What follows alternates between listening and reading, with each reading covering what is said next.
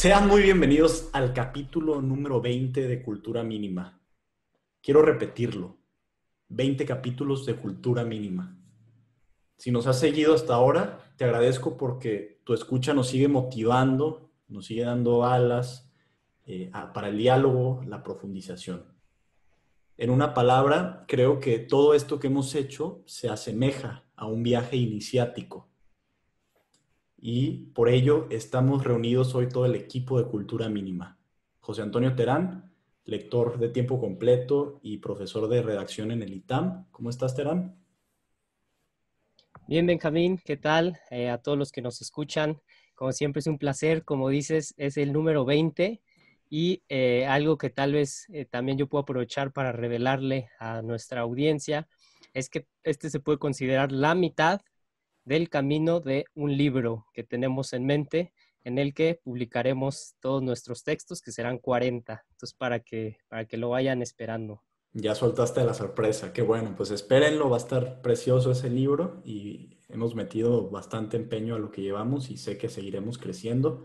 Bueno, también está claramente Alfonso Gómez Arciniega, candidato doctor en filosofía política por la Universidad de Heidelberg, pues también, ¿no? Lector de tiempo completo y vamos a decirlo, ¿por qué no? Amante del mito. ¿Qué tal, Alfonso? ¿Cómo estás? ¿Qué tal, Benjamín? ¿Qué tal, Terán? Estaba yo pensando ahorita en todas las variaciones que hay sobre esta imagen de Goya, de Saturno devorando a sus hijos. eh, sobre la escena, no sobre la pintura de Goya particularmente. Y creo que eso nos da una idea de lo que es el mito, ¿no? Esta reverberación constante de un motivo principal. Hace una luna espléndida aquí en Berlín, y pues la atmósfera está dada para que charlemos largo y tendido sobre los mitos. Perfecto, pues tenemos el espíritu puesto sobre estos micrófonos. Nada más quiero yo enfatizar algo. En este camino hemos visto pues de todo, ¿no? Diversidad de autores, hemos hecho cruces teóricos, nos hemos sumergido a las grutas del pensamiento occidental, también hemos tocado ahí algunas estalactitas quizá del pensamiento oriental. Y por ello hoy vamos a hablar del mito, de esas historias infinitamente densas, es decir, historias siempre ricas, siempre interpretables, que van al origen de la vida humana y le dan un sentido de trascendencia a la misma. De alguna manera, contrapuesto al dogma, el mito se puede reformular continuamente y en él vemos los grandes temas de la humanidad, el origen del cosmos y su caída, por supuesto, el amor, la conciencia de uno mismo y de su separación con la unidad, ¿no? La gran unidad. Le pregunto a Terán, ¿para qué hacerlo hoy? ¿Por qué asumiste este problema, Terán? Híjole, siempre empiezas con las preguntas de por qué y son las más difíciles de responder casi, ¿no? En este caso, ¿por qué estamos con esto de los mitos? Bueno, el tema del mito pues recorre todo lo que hemos pensado y pues es bueno, en este caso particular lo estamos haciendo, estamos reflexionando a partir de la reseña que fue sobre un libro de Mircea Eliade, que es un pensador de origen rumano, creo que se naturalizó francés e incluso escribía en francés del siglo XX, que es muy reconocido por su historia de la religión. Entonces escribí una reseña sobre eso, sobre un libro que es Mito y Realidad, y al estarlo leyendo, pues lo leí desde esta perspectiva ahora, posmoderna, o no sé cómo la intentaremos llamar, y pues yo ya estaba respondiendo desde esta perspectiva. Entonces, Mircea Eliade dice que el hombre tiene inscrito en su naturaleza el pensamiento mítico y tiene varios pasajes que quizá ahorita pueda leer algunos, en los que yo iba diciendo, esto está mal, esto está mal, esto está mal, esto está mal, desde el punto de vista de el pensamiento actual, ¿no? Y eso es lo que hago en la reseña. Doy la respuesta que alguien diría, que alguien daría en la actualidad a lo que dice Mircea Eliade sobre el mito y termino con la idea esta de Mircea Eliade de que por más que queramos desprendernos y deshacernos de estos mitos vistos desde el punto de vista negativo, que veremos ahorita de dónde surge este prejuicio contra los mitos. Por más que queramos deshacernos de ello, no podemos, ¿no? Entonces, ahí está la... Paréntesis microscópico. A ver, posmodernidad, dijiste, el hombre posmoderno. Nada más, ¿cuál es tu entendimiento así muy genérico, muy general, de qué es este hombre? Digamos, ¿es el relativista total? También si quieres, Alfonso, nada más meterle ahí algunos tintes. ¿Qué es el hombre posmoderno? Y ya entramos otra vez al mito.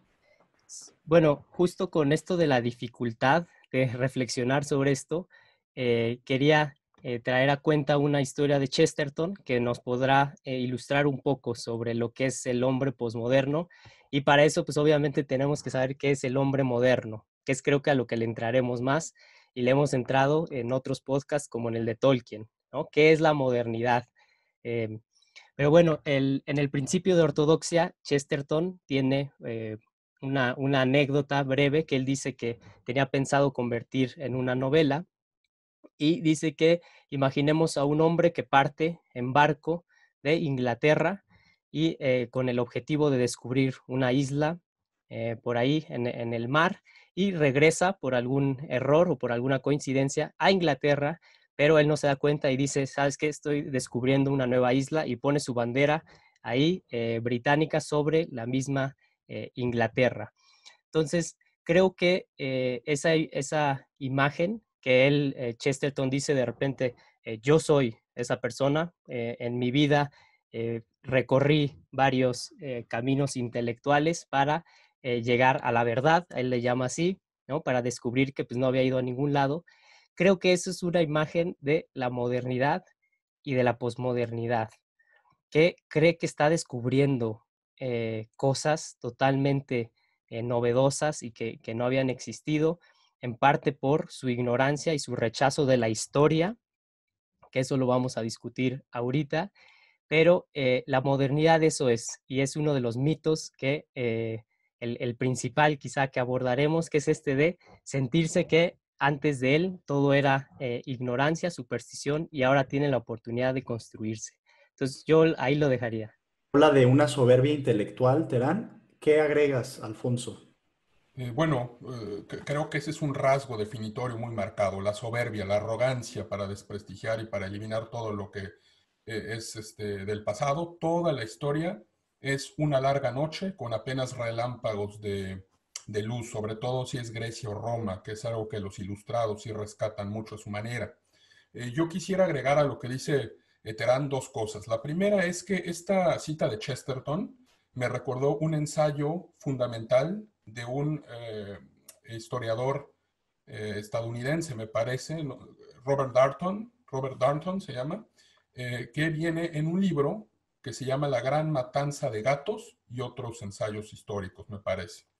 El ensayo del que les hablo es Los filósofos podan el árbol del conocimiento, y habla de los enciclopedistas, de cómo los enciclopedistas se propusieron la tarea de ordenar todo el conocimiento humano, pero sobre todo hace énfasis en una cosa Darnton en ese ensayo, las metáforas marinas, las metáforas de que zarpábamos con un barco, íbamos conquistando continentes. Es un poco, creo que en la lid, en la que lo que dice Terán.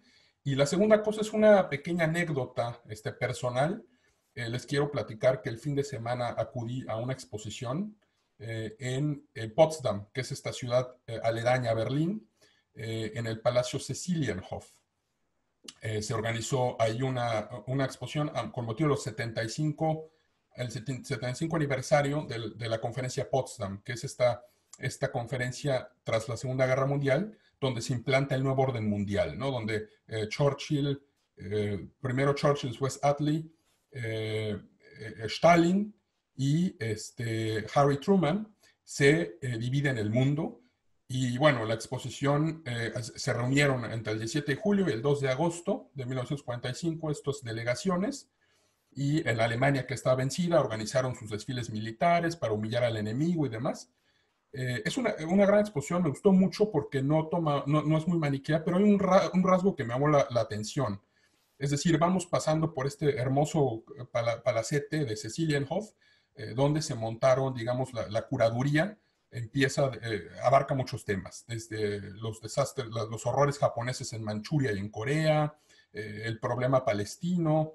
Hay por ahí, resaltan una cita de Churchill de cómo con la facilidad con la que dividieron territorialmente Europa Central y decían cosas como, bueno, para compensar a los polacos por lo que le vamos a dar a la Unión Soviética, pues vamos a quitarle a Alemania esta parte y se lo damos a los polacos, ¿no? Entonces, la limpieza étnica, los movimientos de personas y las tragedias individuales. Pero la cosa más importante para mí es así al final en la tienda de souvenirs. Estaba yo saliendo y me encuentro en la tienda de souvenirs, en una esquina, libros. Y los dos libros que anunciaban era una biografía de Mahatma Gandhi y La paz perpetua de Kant. Yo creo que ese es el hombre posmoderno, el que quiere conjugar esas dos cosas. La paz perpetua como la aspiración de que conseguimos todo, la democracia, la justicia, la libertad, la paz perpetua kantiana, un equivalente a una materialización sería las Naciones Unidas, y el Gandhi mítico, ¿no? No el Gandhi histórico, el Gandhi político, que resolvió los problemas geopolíticos, sino la idea ficticia de un viejito bonachón que simplemente recibía todos los golpes del destino y también físicos, y con pura buena voluntad lograba la pacificación de la India y Pakistán. Sí, con una actitud aparte espiritual muy profunda y con componentes que hoy en día podrían interpretarse como New Age. Obviamente es una visión muy reducida de lo que fue Gandhi, etc. Pero bueno, entonces, con estas dos, digamos, vertientes de lo que es la posmodernidad y de alguna manera lo que vamos a enfocarnos en esta ocasión, que es el mito, vuelvo contigo, Terán. ¿Qué onda o qué pasa, qué sucede con la reseña que haces de Eliade? ¿Qué nos, de alguna manera, entiendo que ahí nos estás transmitiendo nuevamente la vigencia del mito y aparte estamos repletos hoy en día de mitos, voy a ir a eso más adelante, pero quiero saber desde tu punto de vista y desde tu interpretación, nuevamente, ¿qué podemos extraer de estas profundidades y qué más ves por ahí tú? En la reseña lo que intento justo es hacer ver como este mito primordial de la posmodernidad, que es en gran medida el rechazo. Ahorita comenté de la historia, pero el rechazo de los mitos mismos. O sea, ese es el principal. Entonces, en la reseña eso hago, ¿no? Al hablar del espejo, del mito, lo que quiero es recalcar cómo uno, el hombre posmoderno, se ve en el espejo del mito y lo rompe. O sea, dice, ahí veo lo que no quiero ser. Que eso me lleva un poco a lo que comentó Alfonso, creo que menciona una figura que nos puede servir para ejemplificar también esto, esa de Mahatma Gandhi. Entonces, por un lado representa un mito que podríamos llamar de la modernidad, ¿no? Como de una racionalidad, reflejado también en Kant, que creía de manera muy optimista que se podía todo resolver con la discusión racional y se podía alcanzar la paz perpetua. Y bueno, qué bueno que mencionaron a Gandhi porque es una figura que ahora, si podemos considerarlo la posmodernidad, ya también se ha visto atacada desde estos mitos actuales que quizá ahorita los empezaremos a mencionar, pero tienen que ver con nociones ideológicas de cómo leer la historia ahora a partir de buenos y malos, o colonizadores y los oprimidos, y en ese sentido también encaja toda esta lectura feminista que se decía que, bueno, creo que se le acusa a Gandhi de maltratar, ¿no? a su mujer, de ser un abusador, entonces se le quiere eliminar. Y vemos ahí este movimiento de la posmodernidad de querer eliminar estas cosas, ¿no? Entonces, por ahí, con esto de Gandhi, entonces por un lado vemos el mito posmoderno, que parece como quererse tragar al mito moderno, y también eso me recuerda a la pintura que decidimos que acompañe el texto, que es que ya mencionó Alfonso, de Saturno, creo, devorando a sus hijos. Esos son los mitos posmodernos. Y entonces en la figura de Gandhi vemos eso, y algo que les voy a citar del libro de Mircea Eliade, que habla sobre el mito y realidad, que puede reflejar esto también. Entonces, en la página 75, es decir, ya discutió incluso el uso despectivo que se hace de mito, que ahorita lo veremos, que surgió en la Ilustración, como algo que tú dijiste, Benjamín, el mito le da como cohesión, le da seguridad, le da un lugar al hombre en el universo, en el cosmos, y pues hay muchos mitos modernos, entre ellos el marxismo, y vean, ¿no? En esta figura de Gandhi encontré una relación aquí interesante, está citando a alguien más, a un tal Norman Cohn, que habla del marxismo y dice, bueno, la lucha final, decisiva, de los elegidos, ya sean arios o proletarios, contra las huestes del demonio, judíos o burgueses, la alegría de dominar el mundo, o la de vivir en la igualdad absoluta, o las dos a la vez, concedida, según un decreto de la providencia, a los elegidos, que encontrarán así una compensación a todos sus sufrimientos, el cumplimiento de los últimos designios de la historia de un universo al fin desprovisto de mal. He aquí algunas viejas quimeras que todavía hoy nos acarician. Entonces, aquí vemos esta lucha como de buenos y malos, formulado en el lenguaje de la época, proletarios, arios, judíos o burgueses, pero esta idea me parece esencial, que dice, esto nos va a llevar al fin a la desaparición del mal, que creo que es un mito que surgió con la modernidad, y en la posmodernidad lo vemos también al querer eliminar todo lo de la historia. Entonces, no sé si ahí que quieran hablar, también surge aquí esta idea del progreso, ¿no? Pero, a ver. De hecho, puede, o sea, todo esto, quien nos escucha, relacionarlo de manera muy clara justamente con el resurgimiento, lo que se ha llamado el resurgimiento de populismos en el mundo actual, pero quisiera aprovechar la ocasión para preguntarle a Alfonso sobre Eliade en un plano más general. A ver, si nos puedes dar algunos rasgos de este autor para nosotros también entrarle de una manera más directa y al mismo tiempo como acariciar las teorías quizá de una manera más personal. Claro que sí, Benjamín. Bueno, lo primero es que Mircea Eliade no es un personaje que esté fuera de controversias, por decirlo de alguna manera. Ya pensará nuestro auditorio que somos afines a personajes, a explorar este tipo de personajes de malditos, como los mencionabas tú a propósito de Knut Hamsun, pero digamos, es luces y sombras, ¿no? Es un personaje complicado. Está toda esta parte de su historia, de su involucramiento con la Orden de San Miguel, hasta qué punto estuvo su relación con Antonescu en la Segunda Guerra Mundial en Rumanía, las afinidades selectivas, por tomar esta idea de Goethe, ¿no? O sea, con qué personaje se relacionó. Pero bueno, eso yo creo que, y lo pongo así sobre la mesa, yo creo que Mircea Eliade merece un capítulo sobre él únicamente. Dicho así, creo que solo me queda por resaltar tres aspectos. El primero es que la teoría de mito en Mircea Eliade tiene un rasgo particular, que es la recuperación de lo religioso. Es algo, porque, digamos, teorías de mitos hay muchas. Está una teoría funcionalista, que podríamos llamarla así, de Malinowski, es decir, el mito tiene una función social, ¿no? El mito se usa, es un lenguaje que sirve para algo. Ya hemos hablado, por ejemplo, de Wittgenstein, de su aproximamiento al mito, de cómo él dice, señores, lo que tenemos que hacer nosotros es describir, no hacer un juicio, como a lo mejor lo hizo Fraser con esta rama dorada, que es una descripción monumental de distintos mitos. Hay una escuela estructuralista que se deriva de las disquisiciones lingüísticas de Saussure, ¿no? de Levi Strauss, donde se comparan muchos mitos.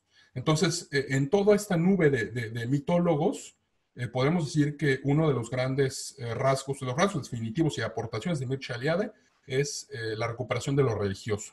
Y tenemos que pensar en un personaje que a los 21 años, un joven recién egresado de filosofía de la Universidad de Bucarest, emprende un viaje iniciático a la India, ¿no? Entonces, este involucramiento con las teorías orientales, por llamarlas de alguna manera, en la India, ya con el bagaje que traía de la amistad con Constantin Noica, un filósofo romano que también exploraremos en su momento, y su profesor Nai Ionesco, además de los viajes que había hecho en Europa, también persiguiendo a Giovanni Papini, por ejemplo, a quien admiraba mucho. se va a complementar con digamos, la educación de Surendranath Dasgupta, que es este profesor que lo recibe allá en la India. Y a partir de ese momento, la vida de Mircea Eliade es de un errante. Llega a su barco a Londres, de ahí se va a Lisboa, a París, a Chicago. Entonces, también incluso si vemos la definición que él propone de mito en ese libro que leyó Terán, que es Mito y Símbolo, me parece, ¿no? Terán, o bueno, corrígeme porque... Es mito y realidad. Ah, perfecto, Mito y Realidad. Lo que pasa es que otra vez aquí yo lo tengo en alemán y Eliade es también un caso particular porque escribió muchísimo en francés, en inglés, en rumano, y hay muchas cosas desperdigadas, entonces a veces cambian los títulos y las ediciones son muy buenas. Pero digamos, en su definición de mito, él dice que el mito es una cosa que realmente sucedió, que es una manifestación de lo sagrado, ¿no? Entonces, a diferencia de otros autores que dicen, bueno, el mito puede ser o no, o incluso la división originaria, ¿no? Pensemos en los presocráticos, pensemos en Platón, la idea del logos y el mitos como dos formas de conocimiento. En Eliade no está. En Eliade hay una cosa que es lo profano y lo sagrado, ¿no? Esa es su definición fundamental. Ahora, ya he hablado de la definición del mito, ya he hablado un poco de su biografía, y yo quiero simplemente leerles dos entradas, algunos subrayados que tengo, del diario portugués, que es un diario fenomenal que lo recomiendo a todos, no solo para aquilatar el peso del personaje y divisar sus caídas y sus ascensos, sino también porque creo que como obra literaria tiene un valor importante. Y estas citas nos van a dar una idea más o menos de quién es este personaje. Entonces, por ejemplo, este diario proviene de la época en la que trabajó como representante diplomático de Rumanía en el Portugal de Salazar, de este dictador portugués que acabó sus días, bueno, acabó su gobierno con la famosa Revolución de los Claveles. Por ejemplo, en 1942, justo cuando la guerra empieza a cambiar de rumbo, escribió Eliade en su diario el 22 de septiembre. De nuevo me domina la sensación de la inutilidad de cualquier esfuerzo. La verdad es que no tiene absolutamente ningún sentido tratar de realizarme en la cultura. Sé muy bien que estoy viviendo el final de un ciclo histórico y que no podré incorporarme al caos paradisíaco que seguirá. Por otro lado, tampoco me darán la opción. El nuevo mundo anglosoviético no aceptará en su seno a gente como yo, pero en mi caso me afecta. Me daría lo mismo vivir o no, que me fusilen los comunistas o no. Podrían haberme fusilado perfectamente Carlos II y Armand Calinescu o incluso el general Antonescu, pero no es eso lo que me afecta. Al contrario, morir sabiendo que uno deja tras de sí un mundo que seguirá llevando adelante sus ideas, que se muere con sentido, es una muerte que siempre he deseado. Más me estremece pensar en la nada que veo ante mí, en la civilización latino-cristiana sucumbiendo bajo la llamada dictadura del proletariado. En realidad, la dictadura de los elementos eslavos, más abyectos. Y si esta es la verdad, porque esto es lo que quieren tanto Churchill como Roosevelt, y ellos son los más fuertes, entonces, ¿qué sentido tiene ya la creación en la historia de la cultura? Solo dos actitudes pueden aún encontrar justificación: la mística y la orgía, la fe en la santidad y la desintegración cínica en la voluptuosidad. Y entonces nos damos cuenta de lo inútiles que han sido durante tantos siglos los sacrificios de la humanidad. 2 años después, el 12 de febrero de 1944, tienes la siguiente entrada en su diario. Me dicen que Ortega y Gasset reconoció que solo un rumano podría ser un filósofo místico y un hombre de ciencia a un tiempo, pues nosotros estamos cerca de Orfeo, pero podemos estar mirando a Occidente.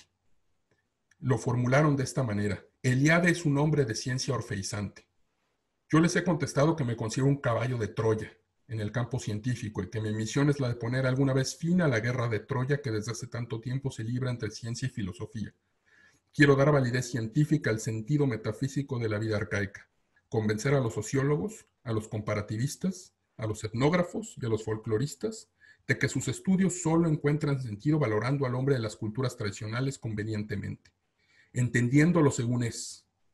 Creo que solo así las ciencias etnohistóricas podrán salir del terrible atolladero en el que se hallan. Y finalmente, dos renglones. A veces envidio a los que no creen en Dios ni en la vida futura. ¿Qué vida serena y cínica llevaría yo? ¿Con qué sarcasmo me burlaría por las mañanas de la locura y estupidez de los hombres? Creo que Esa sí. última ¿Tema? es la que a mí me resonó particularmente en función de lo que decía José Antonio, de los mitos preponderantes de nuestra época. ¿Querías agregar algo más de esto último? Simplemente decir que creo que no requieren comento estas citas, porque le muestran al personaje con todo, luces y sombras, ¿no?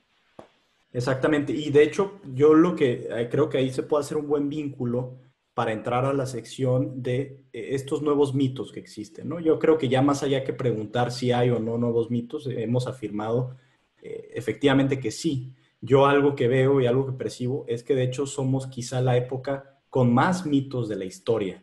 Y lo que sucede con ello es que hay un problema por eso también. Es decir, no sabemos cuáles son los mitos a los cuales referirnos, porque hay tantas opciones que ya ni siquiera los vemos como tales.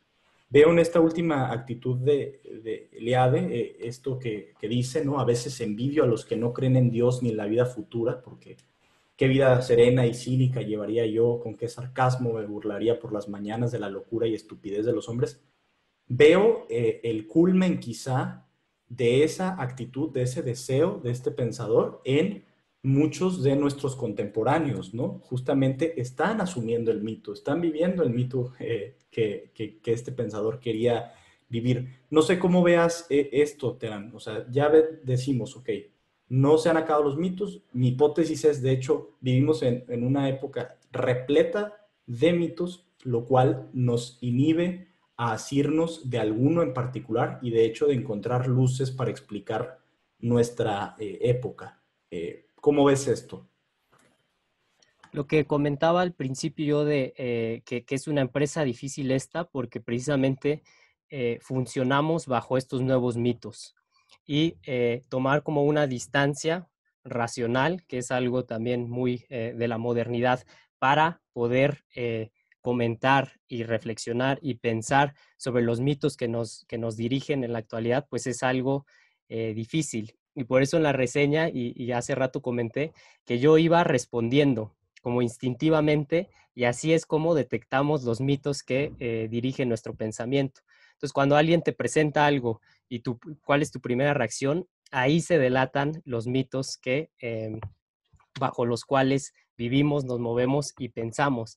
Eh, en este personaje, como comenta Alfonso de Mircea Eliade, creo que se ve reflejado muy bien este paso como de la modernidad que desemboca en las grandes catástrofes de la Segunda Guerra Mundial y en la desesperanza, es decir, en el darse por vencidos, el proyecto como de la modernidad está agotado para muchos. Por ahí hay un pensador que sigue, que podría ser Habermas, que ya hemos discutido de él, que sigue creyendo como en ese proyecto de la modernidad, obviamente como reloaded, ¿no? Para usar la palabra en inglés. Pero con la posmodernidad sí comienza con esta desesperanza. Y en el intento de Eliade de rescatar una figura como la del hombre arcaico, creo que también otra vez podemos ver los mitos que están funcionando en la actualidad y pienso en que él quiere rescatar a esta figura arcaica, su sentido del cosmos, su religiosidad, y la modernidad simplemente despreciaba al hombre arcaico y decía, pues es un hombre supersticioso y no conocía la ciencia y por eso se equivocaba y por eso creaba los mitos y se los creía. Y por otro lado, ahora lo que vemos es una caricaturización o una como especie de sublimación o querer rescatar al hombre arcaico, pero como una pieza de museo, que creo que eso es uno de los ideales de la posmodernidad, que desde ahí criticamos a la sociedad occidental, porque la sociedad occidental era la que sí quería imponer sus valores y en cambio el hombre arcaico vivía como sin todo el peso de estas ideas nocivas de la sociedad occidental. Entonces, creo que ahí no sé si podemos entrarle a la idea como del pesimismo que existe de estos mitos, cómo se han convertido en un rechazo frontal a los mitos ya vistos desde el punto de vista despectivo que ha sostenido la sociedad occidental, ¿no? Sí, yo de eso último nada más que mencionas para precisar, ¿no? El término que se suele usar, el término de apropiación cultural, ¿no? Desde esta visión supuestamente crítica ante las culturas que no son propiamente occidentales y de resguardo de sus costumbres, pero como dices, es una caricaturización en gran medida. Y me parece bien lo que propones. Le cedo aquí más bien la palabra a Alfonso. Creo que tendrá varias cosas que decir al respecto. Yo quiero proponer una genealogía, pero todavía no de la moral, sino del hombre nuevo. O sea, ¿de dónde viene? Antes de que entremos a este pesimismo, porque ahí creo que habrá muchas cosas que decir, sobre todo pensando en estos niños genio, en estos nuevos actores que por ser indígenas obtienen papeles, es más, distintas cosas. Creo que antes de eso hay que, digamos, hacer unas coordenadas.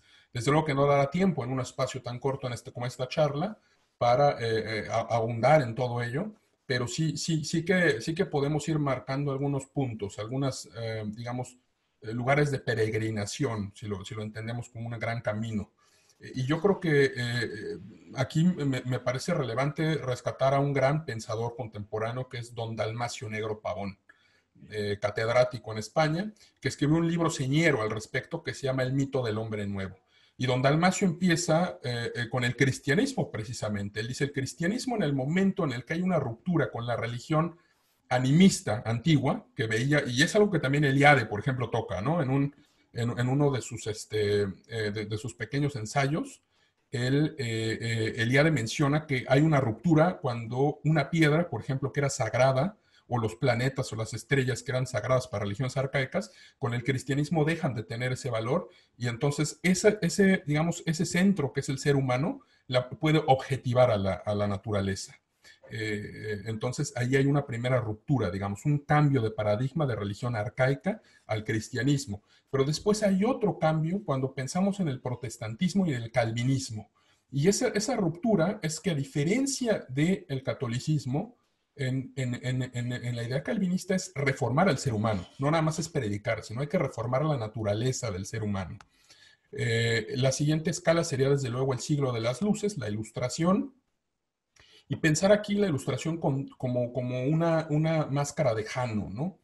Un lado, digamos, bonito, si lo podemos ver así, si a alguien le inspira esto de los filósofos que yo hablaba hace rato, de los enciclopedistas, de Diderot, de D'Alembert, el mismo Hobbes pensando en su contrato del Estado, ahí hay una justificación ilustrada del Estado, por ejemplo. Ya no hay esta razón de Dios que funda la monarquía, sino hay un contrato social. Entonces imaginemos lo que es eso.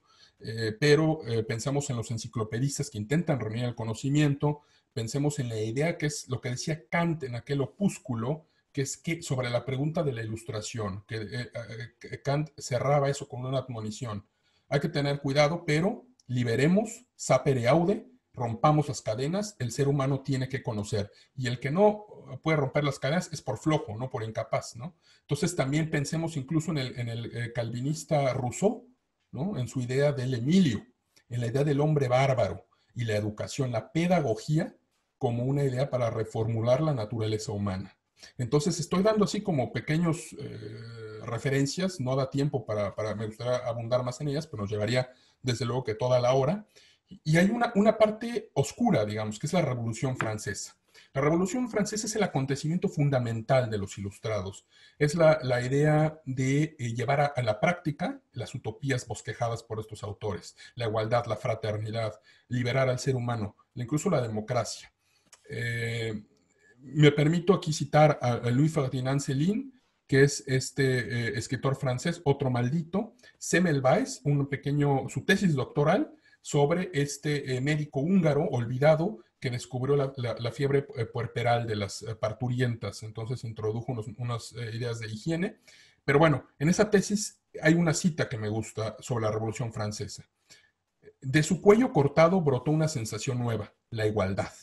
Todo el mundo quería un poco, fue una locura.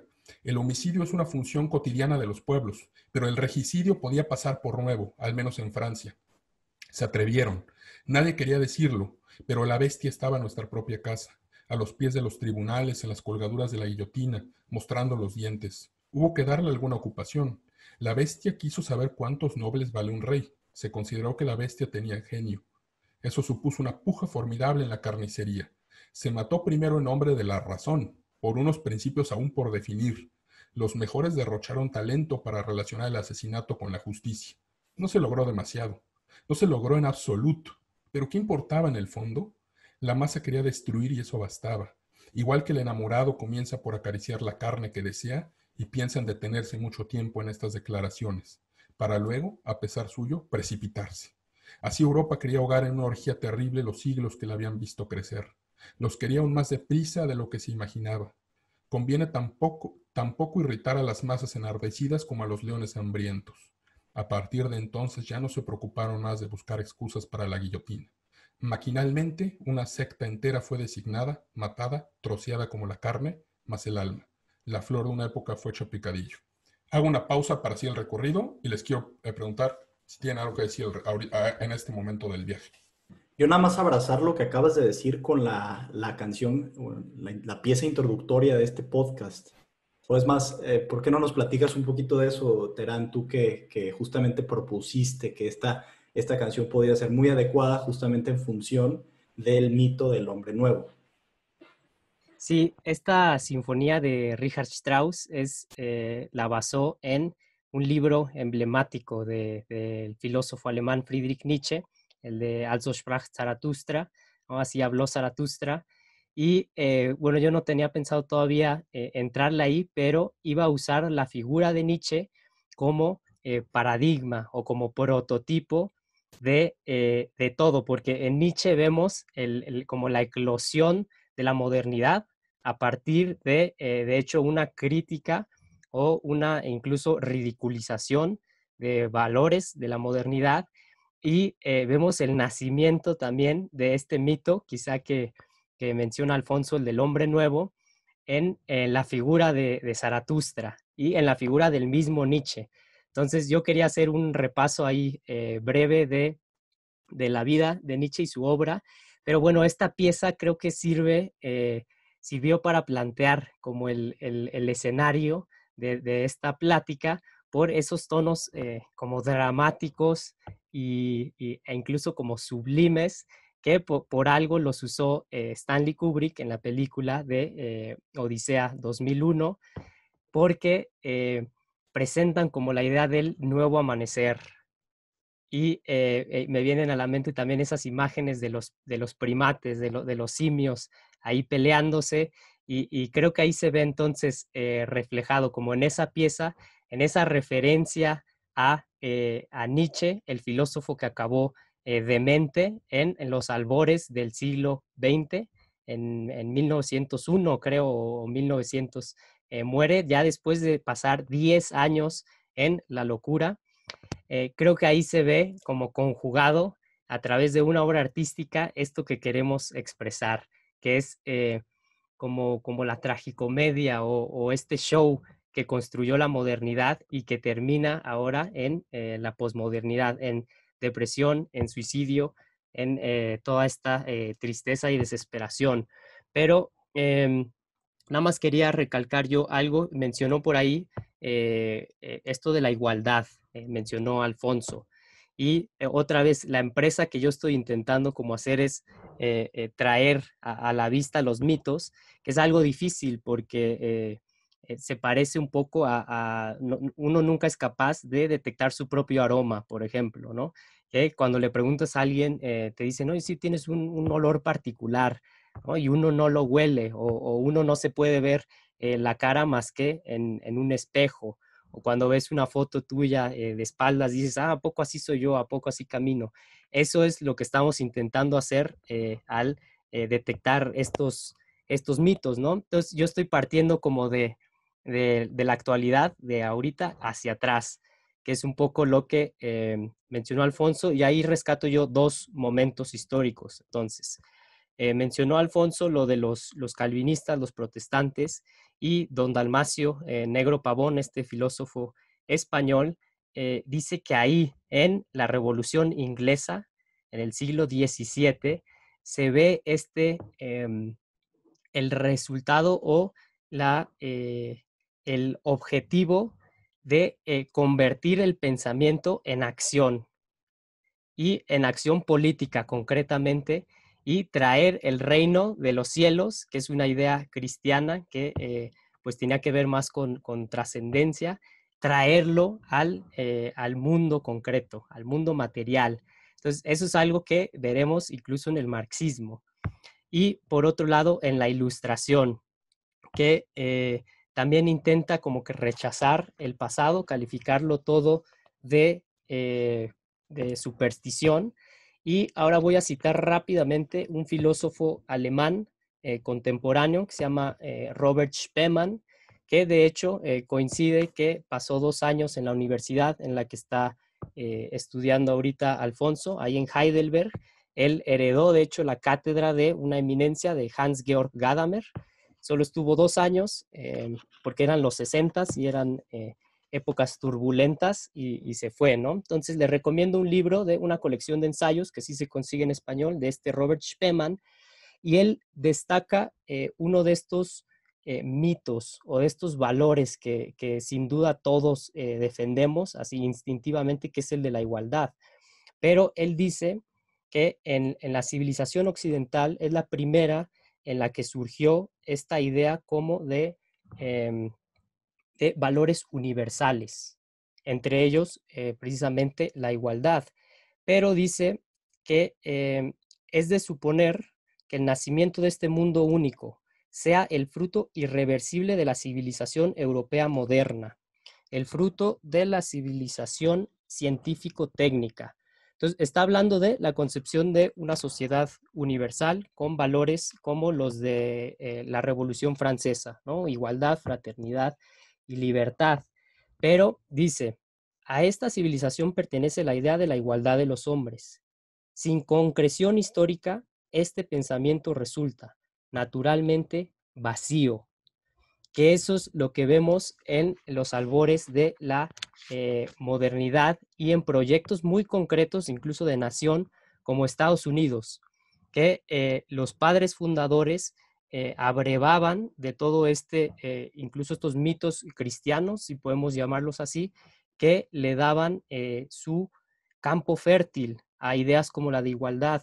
Y la modernidad, al ir enalteciendo la razón, despoja a estas ideas de su pasado religioso o mítico y desemboca en lo que vemos en el siglo XX. Y ahora en la posmodernidad siguen vivos y pataleando más fuerte que nunca estos valores, ¿no? Entre ellos el de la igualdad. Entonces, relacionándolo con lo de la ilustración, algo más que dice Robert Spemann es que en lugar de no creyentes y creyentes, que era la clasificación anterior, hay ahora no ilustrados e ilustrados. Entonces, vemos eso en la modernidad, y ahorita en la posmodernidad también vemos a estos que siguen defendiendo valores, entre ellos el de la igualdad, que despojado de su contexto histórico genera monstruos. Y aquí nada más agregando, ¿no? Varias cosas. Quizá quienes nos escuchen digan, bueno, pues sí, históricamente parece que hay evidencia de esto que están relatando, ¿no? Ahí están las guerras mundiales, etcétera. Pero, y lo que dijiste, ¿no? Tiene una dificultad decirlo, pero creo que sí hay evidencia muy tangible de nuestra época para que veamos cómo seguimos o estamos sumamente convencidos de esta noción de el hombre nuevo, ¿no? Por ejemplo, y digo, a lo mejor ustedes hasta se van a reír de mi análisis porque va a ser muy burdo, pero ciertas tendencias narcisísticas, ¿no? Narcisistas muy, muy claras en nuestra generación. Por ejemplo, hablar de esta inquietud constante del hombre para estar, como se dice coloquialmente, mamado, ¿no? O sea, tronado, fuerte, ¿no? Hay un voluntarismo excesivo también, creo que mostrado en estas corrientes, sobre todo de izquierda, ¿no? Que hablan de la concreción de la paz y de la igualdad y de un mundo feliz solamente a través de ciertos liderazgos o la reivindicación del acomodo de ciertas cosas que se salieron de control, por ejemplo, la relación hombre-mujer, ¿no? Me viene a la mente justamente el feminismo, el ambientalismo, que ya lo hemos tocado aquí también. Queremos de alguna manera decirle al planeta cómo se debería de comportar, disfrazado con dejémoslo actuar libremente, ¿no? No intervinamos nosotros. Eso por otro lado, me viene a la mente también la idea de que justamente suele imperar un antiintelectualismo, ¿no? En las sociedades occidentales, que rechazan todo lo que tiene que ver con mitología, como ya lo hemos visto, todo lo que tiene que ver con historia.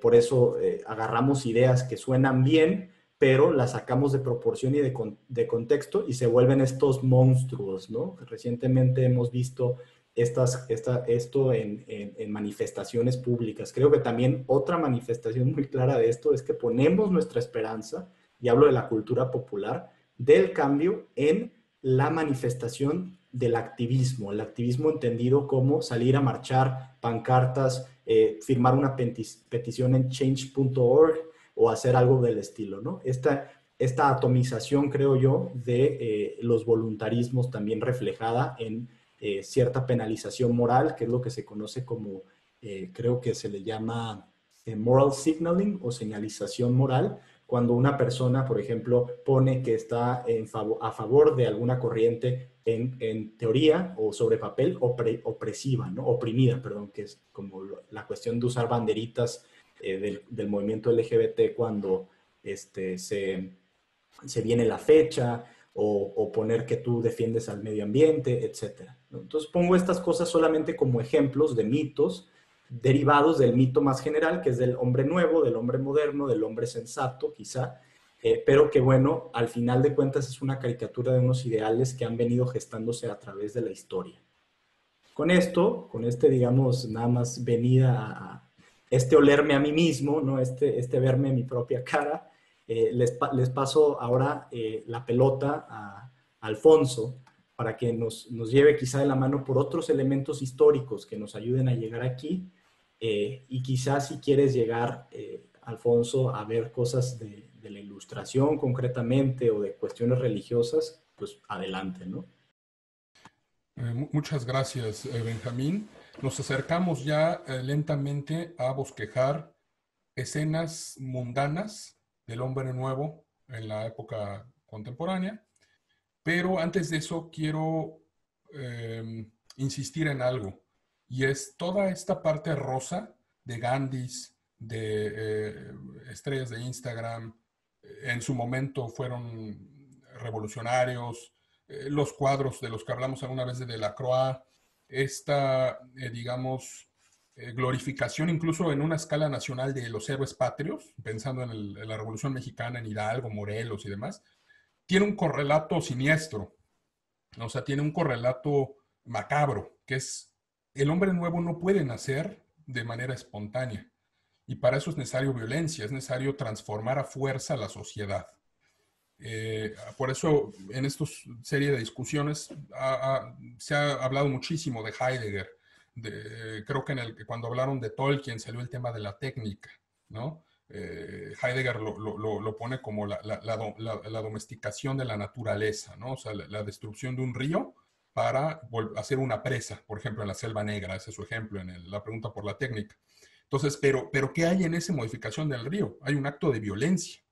Entonces, creo que hay unas escenas de la Revolución Francesa muy importantes, ¿no? O sea, sobre todo en el terror. Y aprovecho para recomendar aquí un gran ensayo de Mona Ussouf, que es una académica francesa extraordinaria. Tiene un ensayo que se llama El hombre regenerado, y donde habla de este hombre de la Revolución Francesa. Pero lo interesante es saber, el rey está guillotinado, vamos a crear un nuevo orden. Entonces, el terror, digamos, estamos hablando de 1793, 1794, pues lo primero que hay que hacer es un acto iconoclasta, que es destruir las iglesias, destruir los monasterios. Pensemos en estos monasterios como establos, donde los animales vaciaban sus intestinos, ensuciaban los frescos que se habían hecho siglos antes, se quemaban los artículos religiosos, se hacían estas hogueras donde se aventaban todas las genealogías, cartularios, títulos de propiedad y registros de la nobleza. No hay un acto de desacralización simbólica, por decirlo de alguna manera. Una reformulación de esto lo podemos ver en la historia en México, con el caso de Tomás Garrido Canaval en Tabasco y las camisas rojas, que organizaron estos actos de higienización laica o algo así, creo que era el nombre, pero digamos, es una idea regeneracionista. Para poder edificar el hombre, no necesitamos borrar los residuos de la historia. Esa, digamos, es una primera parte.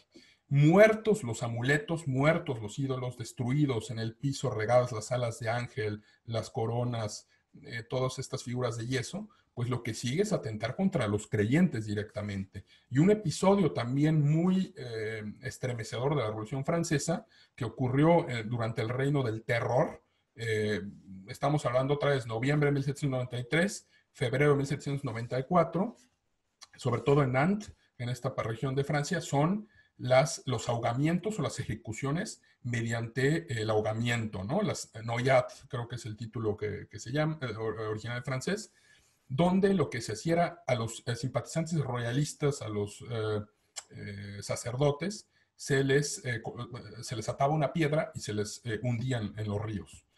Había uno particular, este es un tema muy disputado en la historiografía francesa, es un tema controvertido, porque desde luego se presta a las dos corrientes, ¿no? Al conservadurismo y al progresismo, pero hay una imagen que a mí siempre no se me ha salido de la cabeza, que es digamos, como la transgresión del bautismo. Es decir, los matrimonios subacuáticos, así lo titulaban, y era atar en una roca a una monja y un sacerdote desnudos y hundirlos para que se murieran. Entonces, ¿qué estamos viendo ahí? Una reformulación del bautismo cristiano, pero por la idea revolucionaria. Hay una desacralización y al mismo tiempo se instaura un ritual. Y bautismo cívico también le llamaban, ejecución vertical. Es decir, estamos viendo a los jacobinos tratando de eliminar a las personas ya. Y luego otra imagen, otra estampa, otra postal que me pareció también muy significativa es el culto que empezó a darse en una sociedad jacobina que se llama la sociedad de Marat, que colgaron el corazón de Marat cuando cuando lo habían ejecutado en el Club de los Cordeleros, o sociedad que era un monasterio instalado en un monasterio de los franciscanos de París. Se desacralizó, ahí se hizo una sociedad que se llama Amigos de los Derechos del Hombre y del Ciudadano, y entonces hicieron del corazón de Marat algo similar como el Sagrado Corazón de Jesús, ¿no? Entonces hay una idea de martirologio. Y también lo último es la reformulación del calendario. Hay un cambio del tiempo mítico. El calendario republicano, el calendario revolucionario, eliminó los nombres de los meses y los empezó a dividir en décadas de 10 días, desaparecieron las semanas. Entonces, por ejemplo, en otoño se llamaban, por ejemplo, los meses brumario, por la bruma, ¿no? Del 22 al 23, 24 de octubre, frimario, del francés escarcha, nivoso, pluvioso, de la lluvia, ventoso, floreal. Y el año 1 era el año de 1792 hasta 1793, era el año de la revolución. O sea, la revolución crea el tiempo de alguna manera. Y con estas estampas históricas de la Revolución Francesa, me quiero meter de lleno a nuestro último bloque, que creo que puede ser que es los mitos contemporáneos, ¿no? Pero para eso, pues quiero saber qué opinan de esto. No sé si a ustedes les impactó igual que a mí estas ideas, contraparte macabra de la revolución. Sí, ahí vemos ya desde la modernidad cómo podía desembocar en terror esto. Pero ahorita que, bueno, preguntó Benjamín hace rato cómo definiría yo al hombre posmoderno o la posmodernidad, creo que podría decir que la posmodernidad es modernidad en drogas. Y en ese sentido es importante detectar cuáles son los ídolos o los mitos o los valores de la modernidad, que ya hemos tocado muchos, ¿no? Quizás así como de manera dispersa, pero hemos mencionado igualdad, libertad, pero es importante mencionar en qué sentido, porque la libertad, lo que vemos ahora, bueno, desde la Revolución Francesa que desembocó en terror, en el siglo XX y en la actualidad, desemboca en populismo, populismos de derechas ridículos como la figura de Donald Trump, que se apropia de estos mitos fundacionales de Estados Unidos, y esta idea de Make America Great Again, sus gorras rojas, ¿no? La defensa de la aportación de armas, todo esto mitológico, ¿no? Eh, y bueno, la libertad entonces tiene su contraparte, que es el totalitarismo. Y creo que estaría interesante ahondar un poco en esta noción de totalitarismo, porque lo que vemos es que detrás del el populismo, cuando no es nada más un populismo ridículo y estúpido, como la verdad puede ser el de Trump o el de una figura despreciable como Bolsonaro, pues sí hay algo que se puede ser, así como en la Revolución Francesa se dio esta reversión de ideales religiosos, en la posmodernidad vemos que algunos de estos valores se les dejó ir, se les soltó y pues se alocan. Entre ellos creo está el de democracia, que está muy atado a esta noción de totalitarismo, aunque parezca paradójico, y populismo. Y por ahí algo que mencionaron, bueno, mencionó Alfonso de repente esto de Rousseau y su libro famoso de Emilio la Educación, que es algo que vemos también, es uno de los pilares del pensamiento posmoderno o de los mitos, que es si el hombre es nuevo, por un lado, descubre el efecto masivo de la sociedad, es decir, cómo se le enseña a alguien, ya sea a ser racista o a no tener nada de estas concepciones antiguas. Y por eso, a partir del marxismo y su énfasis en esta noción de ideología y de reeducar, vemos que se junta también con ideas científicos de experimentación, se presentan atrocidades, ¿no? O sea, hasta el siglo XX podemos ver experimentos sociales que desembocaron, entre ellos el nazismo, por ejemplo, eso es, que desembocan en estas situaciones terribles. Pero quiero resaltar, muy atado a la idea del hombre nuevo, ¿no? Si tu concepción es esa, que el hombre es como una tábula rasa, y la sociedad pues la afecta, tú puedes formar a una persona como a ti se te pegue la gana. Y eso pues lo vemos en Nietzsche, pues, que dice que el superhombre no hay una secuencia así como lineal para pasar del hombre al superhombre, sino tiene que estar nuevo amanecer, ¿no? Y Zaratustra sale de una cueva y no sabemos nada, ¿no? Así como que nace, pues. Entonces, por ahí quería dejar estos temas, ¿no? Los ídolos de la modernidad, cómo con las drogas de la posmodernidad se convierten en aberraciones y vemos resurgimiento de totalitarismo, por ejemplo. Llegas digo, creo que Alfonso lo inaugura, ¿no? Llega y con estos ejemplos de lo que denominó este nuevo bautismo, pues llega y toca lo grotesco, que puede ser, ¿no? Producto de estos ideales, pues elevados, ¿no? O que se consideran elevados generalmente y en los cuales solemos ver que las sociedades se escudan con justa razón, pensando que a través de ellos se va a llegar a nuevamente un mundo feliz, ¿no? Este ha sido un tema recurrente de nuestra conversación y esto que comentas tú también, Terán, de la tabula rasa me parece sumamente relevante, ¿no? Porque si somos prácticamente discos duros en blanco, nacemos para ser programados según nuestra familia, nuestra cultura, nuestra lo que sea, pues entonces también hay un atentado grave, aunque no se diga como tal, a la noción de la libertad humana, una libertad que de hecho es más profunda justamente porque no somos tabula rasa. Quiero ver, bueno, ibas a decir algo, entonces te doy más bien esa parte. Sí, nada más quería otro de estos ídolos y que se ve reflejado en la política posmoderna, quería mencionar esto de los derechos humanos.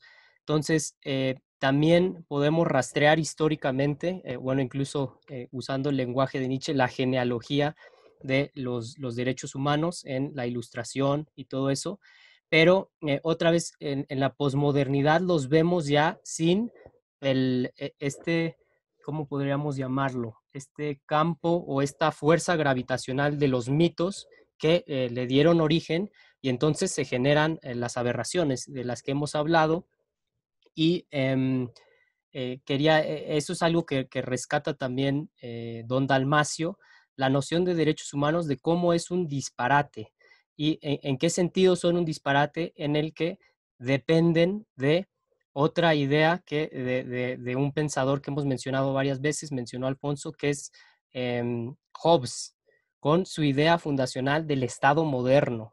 Entonces, si tú le preguntas a alguien en la actualidad, qué pasa con los derechos humanos, te vas a dar cuenta que la noción actual, contemporánea, depende del Estado. Es decir, esta idea de Hobbes, que dijo es el leviatán, nosotros le cedemos todos nuestros derechos y a partir de eso, de esa seguridad, tenemos derechos a que en la posmodernidad, otra vez que ya es la modernidad con drogas, pues se vuelven exigencias ridículas y absurdas como el derecho a ser felices, el derecho a salud, entendido como cualquier proceso que tú quieras, incluso estético, etcétera. Entonces, en los derechos humanos también vemos como el traslape de ideas modernas, esta del estado de Hobbes, ideas ilustradas y ya sacadas de todo contexto, pues solo generan violencia. Ideas que son mitos también, ¿no? Quiero ir contigo, Alfonso, porque traes ahí algo especial, que es, bueno, ya no los vas a relatar con calma.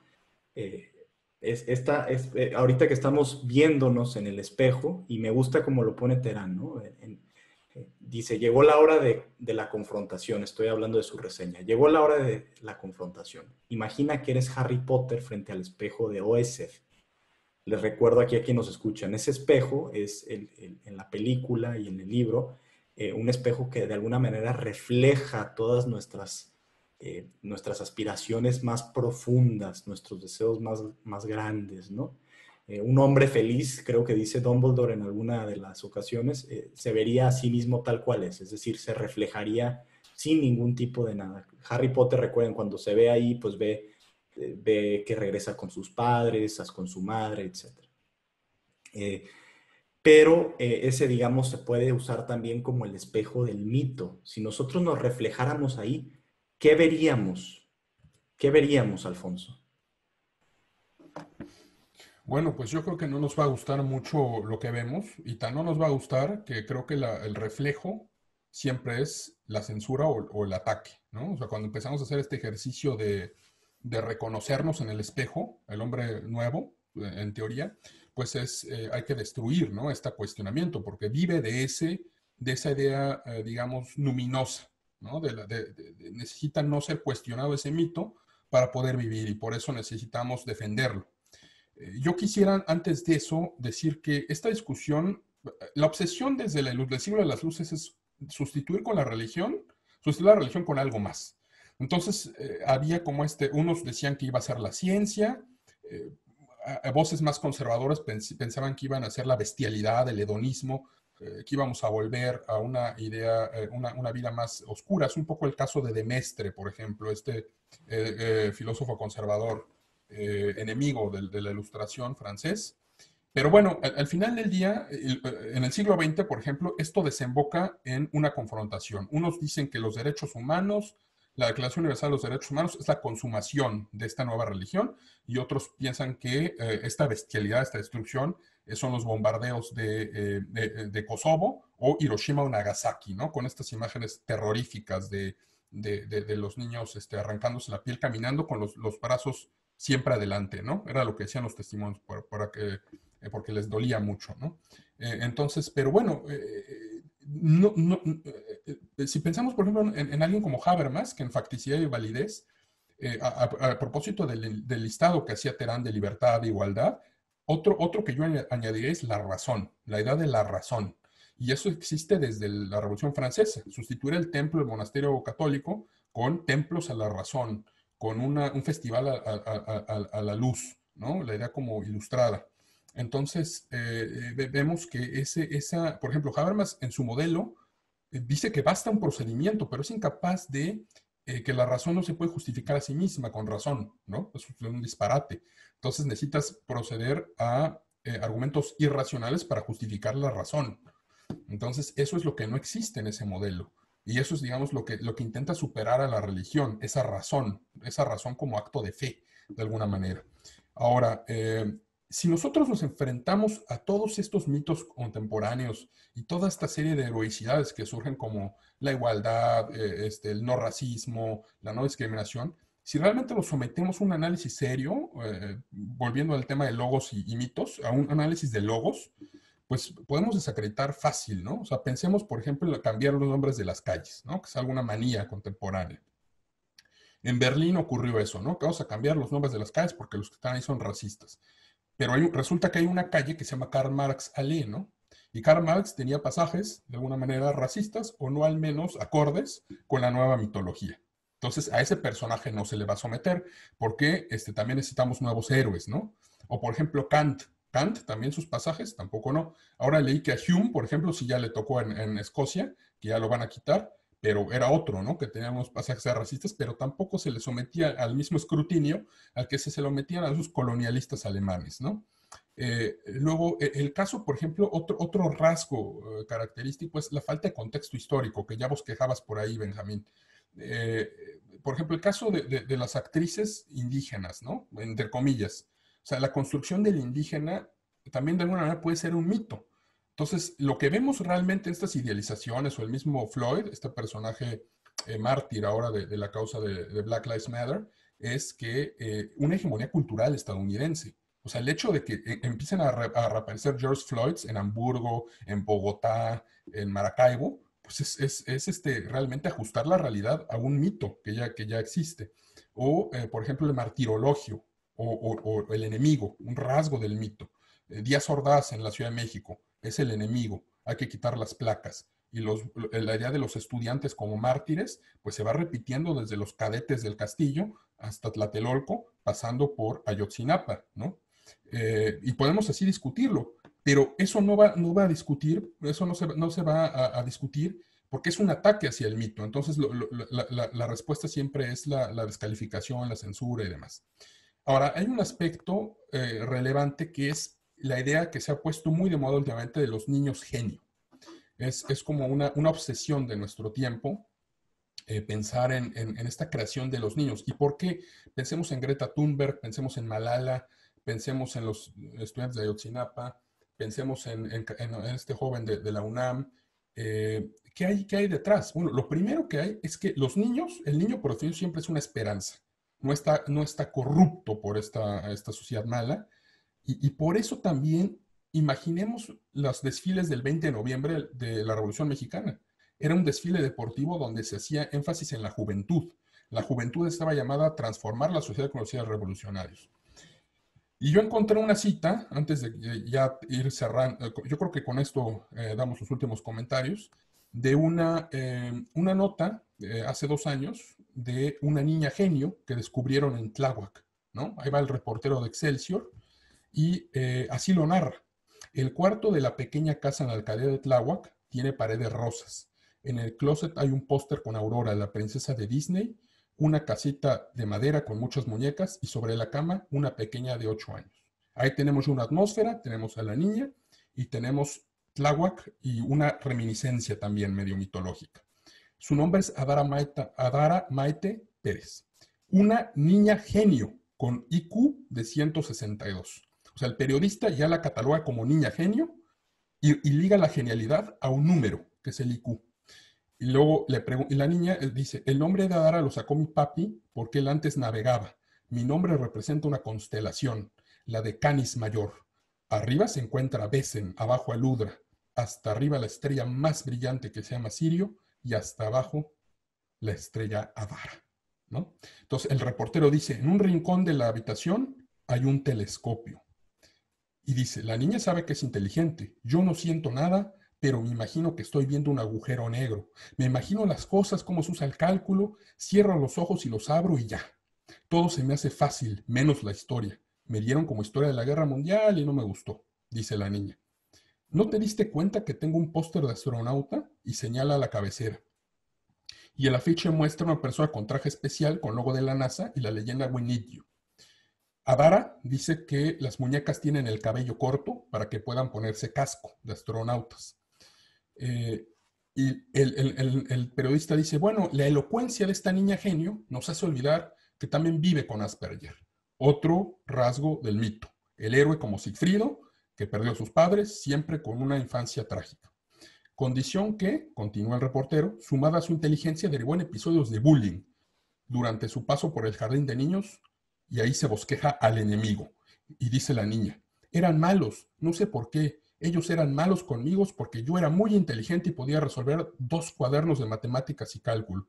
Se siente bien feo, me sacaron de la escuela. Dice que su mamá, el reportero, le llevó a su hija al centro de atención al talento, donde, contrario a lo que decían sus maestros, y hay una descalificación ahí del maestro tradicional, de la educación tradicional, le detectaron intelecto superior y cierra fulminante la mamá. El cambio radical de Ada fue cuando ella creyó en ella, cuando se dio cuenta de que no era lo que decían los maestros. Hoy Adara es feliz mientras estudia 2 carreras universitarias, ingeniería industrial en sistemas y matemáticas, y tiene una invitación para una eventual matriculación en la Universidad de Arizona para estudiar astrofísica. Pero antes debe de aprender inglés. Y lo último, como broche, la niña dice, en algún momento de su vida le gustaría ganar un premio Nobel, pero no de física o ciencias exactas, sino de la paz, porque también le gustaría ayudar a cambiar el mundo. Pobre niña. No, digo, no quiero que suene mal. O sea, obviamente tiene un talento excepcional. Se le fue dada una capacidad de inteligir ciertas cosas superior quizá a la media, pero justamente está repleta de esperanzas adultas que le hacen quizá tener una infancia pues totalmente desproporcionada, ¿no? O sea, una niña que debería, en mi opinión, estar jugando y haciendo las cosas que un niño normal, eh, sé que esos conceptos son muy generales, pero deberían estar haciendo. No sé cómo la veas tú, Terán. Pues ahí en esa narración destacan pues todos estos, bueno, varios de los mitos de los que hemos estado hablando, entre ellos esta idea también como de un ser hiperracional, visto como una máquina, además en la infancia, como esta noción del nuevo amanecer, de un ser humano sin prejuicios de ningún tipo que se enfrenta a las figuras tradicionales y malignas, como la del profesor, su ignorancia de la historia, por ejemplo, también, porque pues la historia no tiene que ver con esta idea de la inteligencia cuantificable, cuando en realidad pues tiene que ver con una noción de sabiduría o de entender cuál es tu situación en el mundo, ¿no? La historia es eso, y por eso vemos un rechazo a la historia o simplemente la historia entendido como información. Entonces, pues bueno, yo quería ya cerrar mi participación, quizá remitiéndome a lo del principio, a esta noción de Chesterton, que zarpó, bueno, de este personaje que zarpa de una isla y cree descubrir algo, pero en realidad regresa a lo mismo. Yo veo en parte en la modernidad y en la posmodernidad eso por su ignorancia del pasado, por estos ídolos que se construyeron en la modernidad y que se han convertido en especies de monstruos en la posmodernidad. Y bueno, la figura de Nietzsche ya no pude ahondar mucho, pero en él también veo yo estas como incluso etapas por las que todos pasamos. Yo, por ejemplo, en mi adolescencia, pues fui asiduo lector de la obra de Nietzsche y me la tomé a pecho. Y vemos en él tres etapas: su etapa como optimista e ingenua, en la que tiene, pues plantea esto del el origen de la tragedia, ¿no? Lo dionisíaco, lo apolíneo. Tiene un libro muy cortito, una obra que se llama Sobre la verdad y la mentira en sentido extramoral, que les recomiendo que lo lean. Ahí postula una concepción de la verdad como nada más un ejército de metáforas, y, y como pues una comprensión muy pobre de lo que es la metáfora precisamente. Luego su etapa intermedia, que es como la ilustrada, le llaman, en el que tiene Humano demasiado humano, La Gaia Ciencia, Aurora, en la que se muestra como más optimista, ¿no? Sobre la razón. Y finalmente la obra final, en donde entran Genealogía de la Moral, Más allá del bien y el mal, El Anticristo y la locura que se puede leer literalmente en Ecce Homo, que es la obra que ya ni siquiera acabó. Bueno, la escribió, ya no la alcanzó a editar porque enloqueció. Entonces, en Nietzsche vemos también esto, ese creer que todo lo puedes construir tú, rechazar el pasado, los prejuicios que tienes del pasado, como para Nietzsche el cristianismo pues era simplemente, era un cristianismo protestante, entonces pues se le hacía fácil desacreditarlo. Y cómo pasas por diferentes etapas, etapas de optimismo y etapas ya de desesperanza total. Entonces, todo para, como el personaje de Chesterton, regresar a lo esencial, que sería, bueno, Mircea Eliade diría, pues es el mito, ¿no? Y me despido quizá diciendo algo sencillo de Mircea Eliade en este libro de Mito y Realidad. Él dice que gracias al mito, las ideas de realidad, de valor, de trascendencia se abren paso lentamente. Gracias al mito, el mundo se deja aprehender en cuanto cosmos perfectamente articulado, inteligible y significativo. Y lo que resalté en la reseña es cómo todas estas palabras, estos términos que menciona Eliade, pues ya nos causan como una incomodidad y un rechazo abierto, ¿no? Porque nuestros ídolos son otros que a veces ni siquiera somos conscientes de cuáles son. Alfonso. Yo culmino mi presentación con una visita que hice, esta vez no a un museo, sino a una librería, para comprobar si todo este cambio de nombres de calles en Berlín realmente ha sido un cambio produció un giro de paradigma entre el racismo africano. Y busqué una sección de literatura sobre África y me encontré muy pocos libros, ninguno sobre un pensador serio de allá, que los hay que decirlo con todas sus letras, pero no están ahí disponibles, a ver, a lo mejor pedirlos por internet. Había uno que se llamaba Die neue Völkerwanderung. Wer Europa bewahren will, muss Afrika retten. La nueva migración de pueblos, el que quiera conservar Europa debe salvar a África. Y el otro era de Frauenwunderland, die Erfolgsgeschichte von Ruanda. El lugar como Wunderland es así como el reino de las maravillas de las mujeres, la historia de éxito de Ruanda.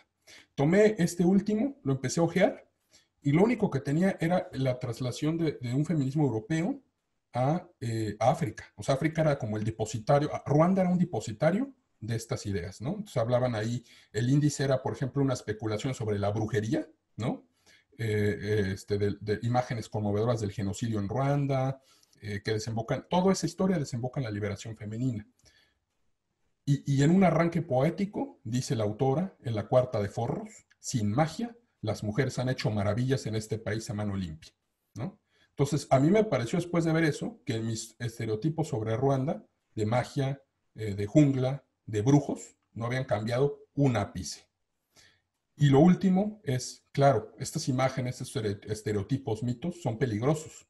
Hay una idea de un conservador, de un revolucionario, de un judío, pensando en estos libros de niños del nacionalsocialismo, depende de nosotros también volvernos una caricatura, pero siempre yo lo que pido es moderar la arrogancia del hombre contemporáneo.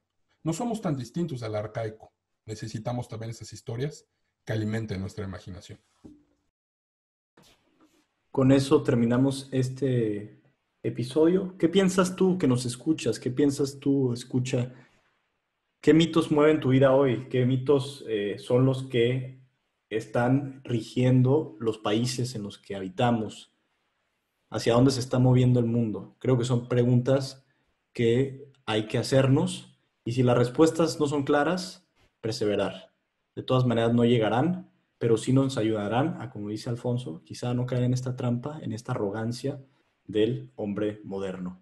Muchísimas gracias a ambos por acompañarnos, por compartirnos sus lecturas, sus experiencias personales, sus conocimientos.